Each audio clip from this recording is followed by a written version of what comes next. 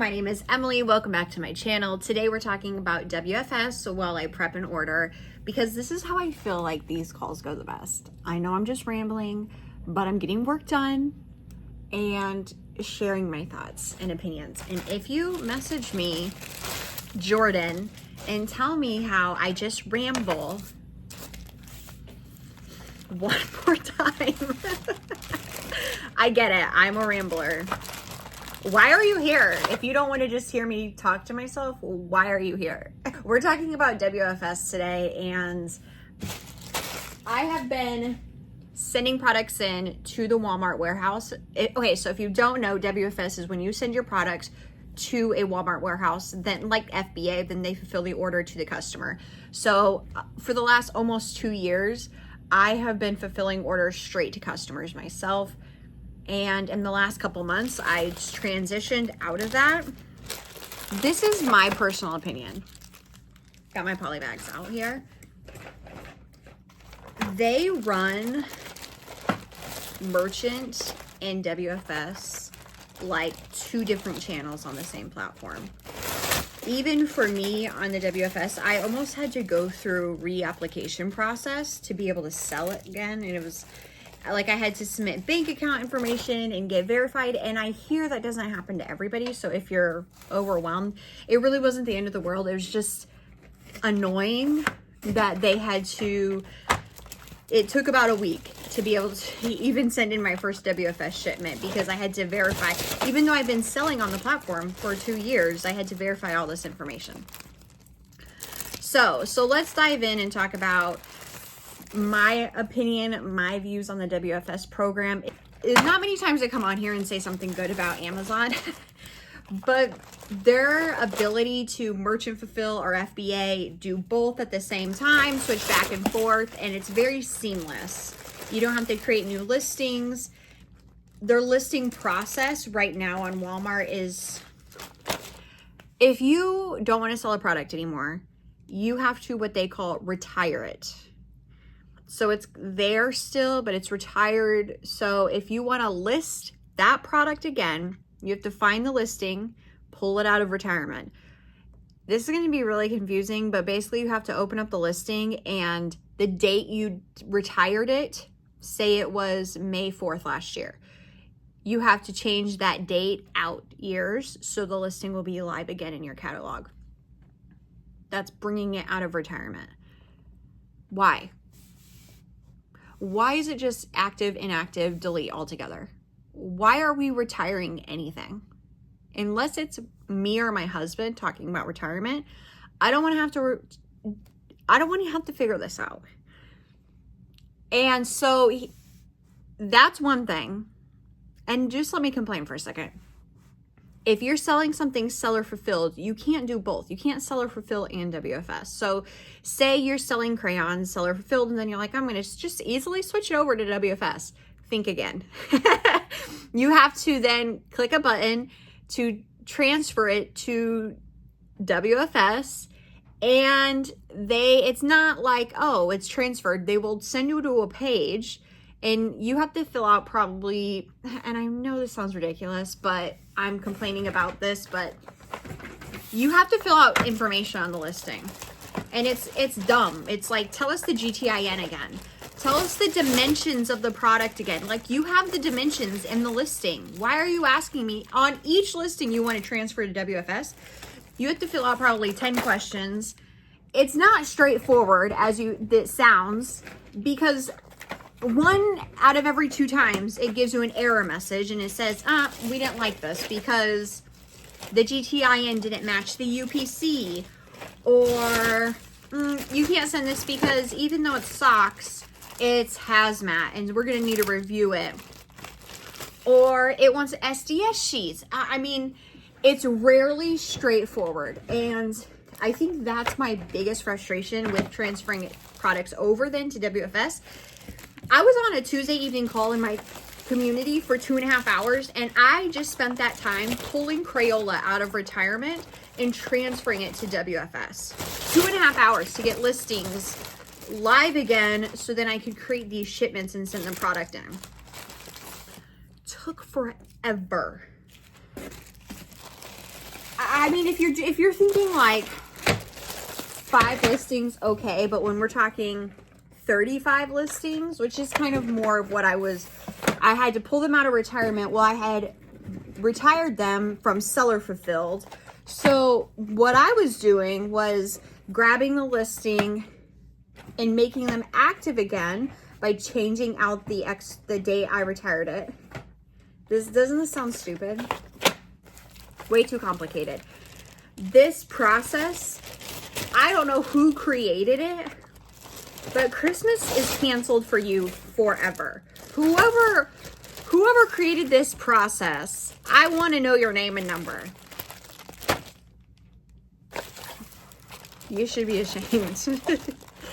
So even today, I'm going back into my catalog because I spent all of this time transferring my listings to WFS. And then these listings just don't populate in 5 minutes and show you, oh, it switched correctly. No, it can take a while. So today we're on that was Tuesday, today's Thursday. I'm back in my listings to see what transferred correctly, what I need to go back in and see what else does it need.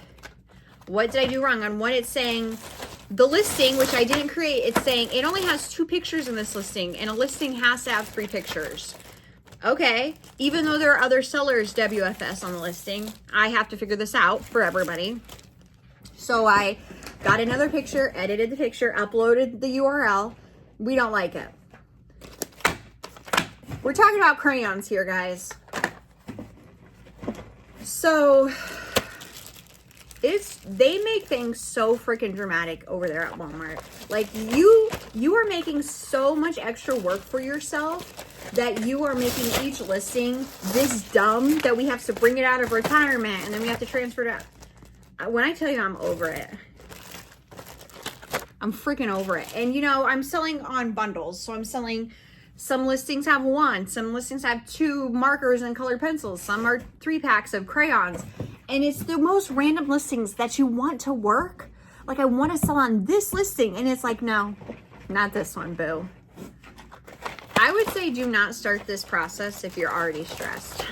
You need to come in with good mental view, good, I don't know. And I'm over it.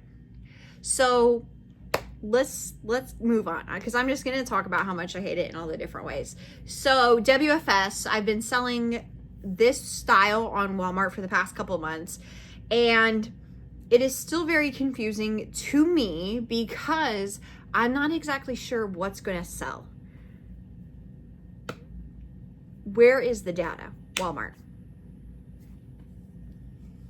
So instead of taking the information and the Keep-It charts and data and making educated decisions, I am now testing out products. Well, some of these items I know will do well from my experience selling on Amazon, but I am in new categories on Walmart that I usually don't sell in on Amazon. So I'm testing out across lots of listings and I'm not going deep. I'm sitting in like 4 to 6 units of tons of different products that I think will do good and see what happens, because currently I have not a lot of data to go on to know what's going to sell.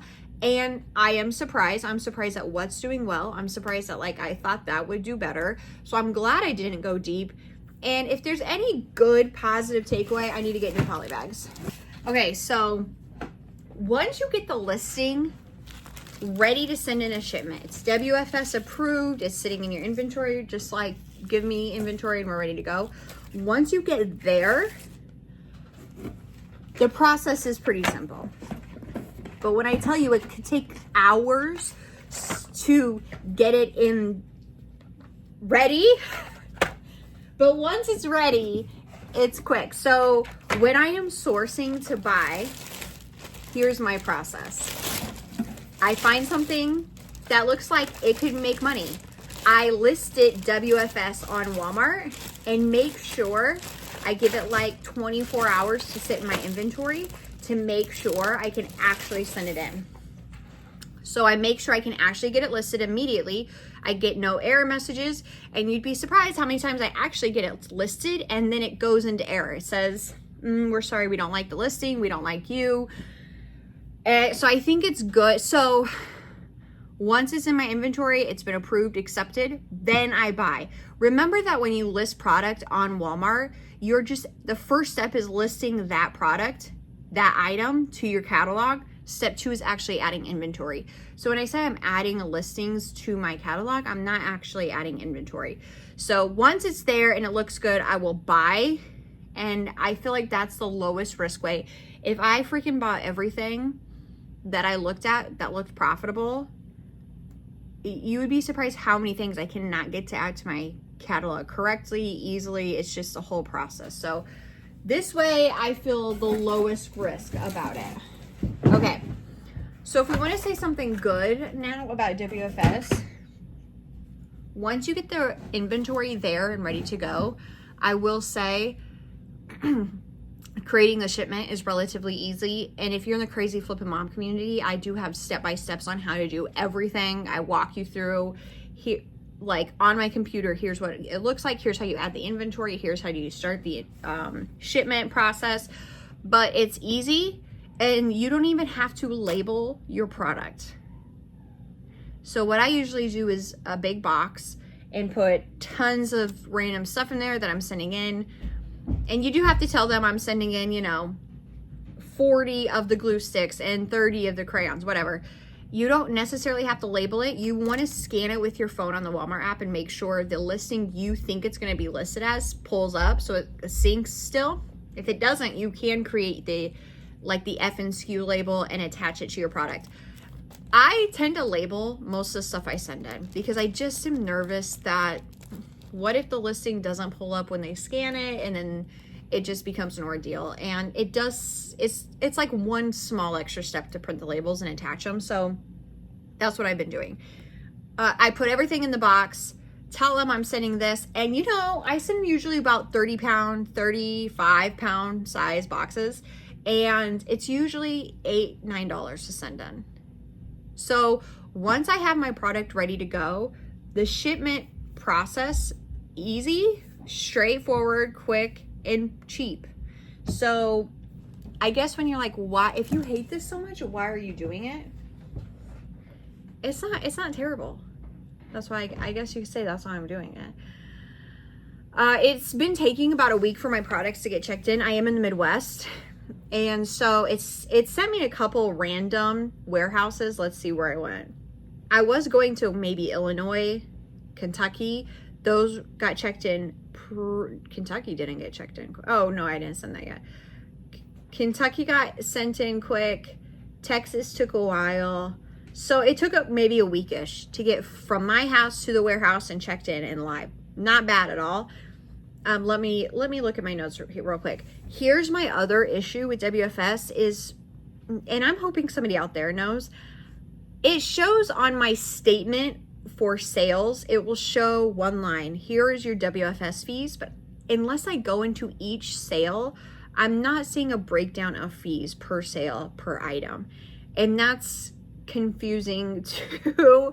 I have a calculator for Walmart, so when I'm seeing if the listings are good, I'm looking at the calculator and the fees, but I actually want to see I want to see how much you little mofos are pulling out from each sale, because sometimes the math doesn't math, and I want to know. That's confusing to me, and I'm sure it's somewhere and I'm just not seeing it, right? But currently when I go to my statement, I'm hooked up to Payoneer, and I pull my statement, my transactions, one line item, here's all your fees for the last pay period, which is kind of funny. They also will show you storage fees. My takeaway is it's risky to send in product WFS when you don't exactly know what's going to sell. This is why a lot of people are listing at merchant first, seeing the sales velocity and then switching it over to WFS. That makes a lot of sense. But when I am trying to scale on Walmart, branch out, to me, one of the only ways to do that is testing it out. Now, can you use Keepa in your information from selling on Amazon? Of course you can. Could the customer from Amazon and Walmart be different? I think so.